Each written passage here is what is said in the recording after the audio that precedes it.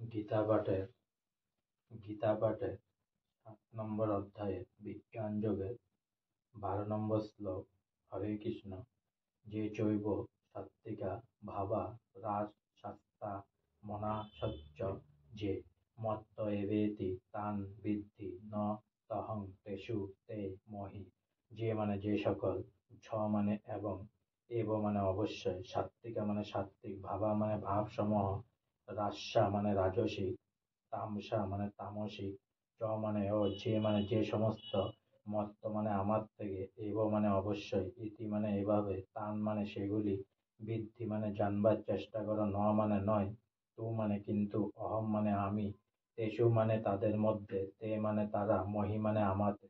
অনুবাদ: সমস্ত সাত্ত্বিক, রাজসিক ও তামসিক ভাবসমূহ আমার থেকেই উৎপন্ন বলে জানবে। আমি সেই সকলের অধীন নই, কিন্তু তারা আমার শক্তির অধীন। তাৎপর্য: এই জগতে সব কিছুই প্রকৃতির তিনটি গুণের প্রভাবে সাধিত হয়।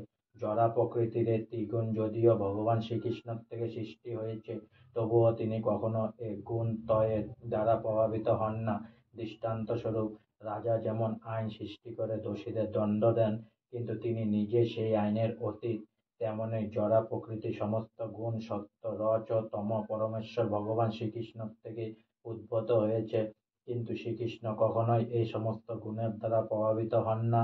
তাই তিনি নির্গুণ, অর্থাৎ এই গুণগুলি যদিও তার থেকে সৃষ্টি হয়েছে, তবুও তিনি এই সমস্ত গুণের অতীত। এটিই হচ্ছে পরমেশ্বর ভগবানের অন্যতম বৈশিষ্ট্য। আজকে আমার গীতা পাঠের 7 নম্বর অধ্যায়ের বিজ্ঞান যোগের 12 নম্বর শ্লোক এখানেই সমাপ্ত হলো। অনেক অনেক সাবস্ক্রাইব করুন, অনেক অনেক লাইক করুন, অনেক অনেক ভালো থাকুন, অনেক অনেক সুস্থ থাকুন, অনেক অনেক আনন্দে থাকুন। আর সঙ্গে বলুন হরে কৃষ্ণ কৃষ্ণ কৃষ্ণ হরে হরে, হরে রাম রাম রাম হরে হরে, রাধে রাধে।